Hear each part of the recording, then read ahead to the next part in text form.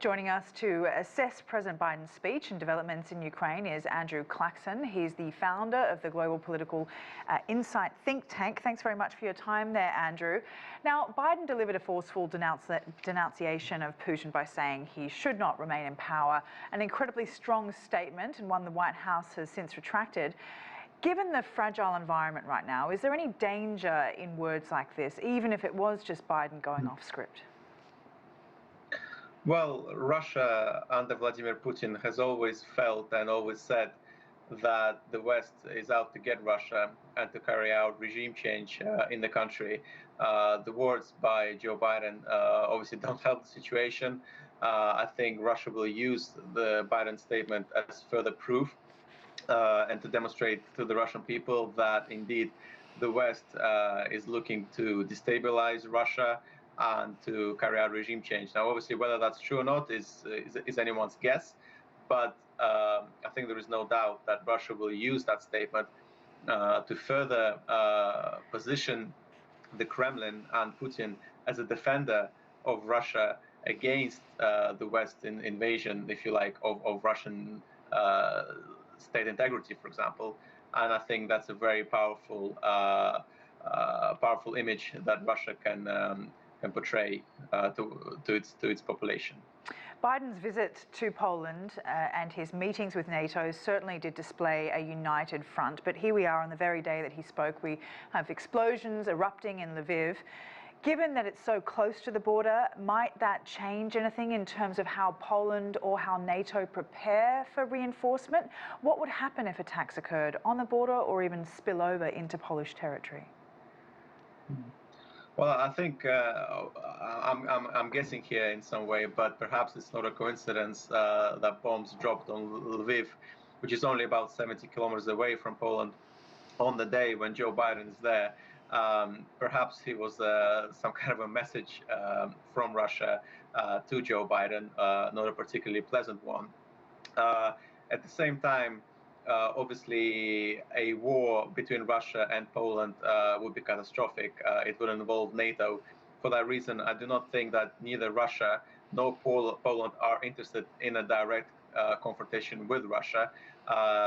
It is likely, and I think it has been confirmed, that more U.S. troops will be sent to Poland and close to the border with Russia. At the same time, I think it's more of a let's say a kind of an image creation that Poland is safe, that America is there to protect its allies. Nevertheless, I do not think, given the grave consequences of a direct conflict between Russia and Poland, that we will see any such conflict in the near future. Now, Russia said it was prepared to use nuclear weapons against the United States and Europe if its existence was threatened. What is Russia referring to here in regards to the threat to its existence? I mean, are we talking about the territory, its operation within Ukraine, so to speak? And what kind of a nuclear threat are we talking here? Well, first of all, I should add that such rhetoric has not changed really. The point about using nuclear weapons if it's existent is under threat has been in place for a number of years, if not for decades now. So it is important to know that it's not a particular escalation of the situation. At the same time, obviously, given the war in Ukraine, the situation is more unstable than ever before. I think what Russia is essentially trying to say is that if they see that the West is indeed looking to destabilize Russia through, let's say, attempts at a regime change, perhaps extensive, let's say, financing of opposition in Russia, or, of course, military activity on the Russian border or near Crimea or the Donbas region, which is currently under, let's say, Russian influence, then I think Russia would raise that issue as a potential existential threat to its integrity and security.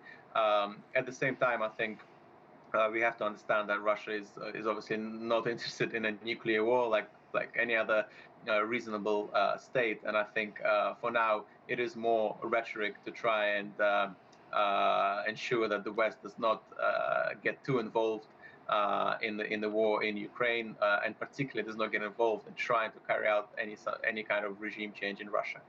Now, Biden had described this conflict today as a face-off between two competing ideologies. Given the fact that Ukraine is being fed and supplied with weaponry after weaponry, has Ukraine simply turned into a battleground for this very fight, one that is between NATO and Russia? Well, I think this has always been the case from the very beginning, starting from 2014, if not earlier. In 2014, obviously, there was the revolution and regime change in Ukraine when the former president essentially fled the country and a new government stepped in. Since then, Ukraine has been a kind of a battleground for influence between Russia and the West. Russia has always been adamant that they want Ukraine to be a neutral state, a militarily neutral country. That means that Ukraine, according to Russia, should not join NATO or any other military alliance. Whilst obviously for the West, they see Ukraine as a potential ally.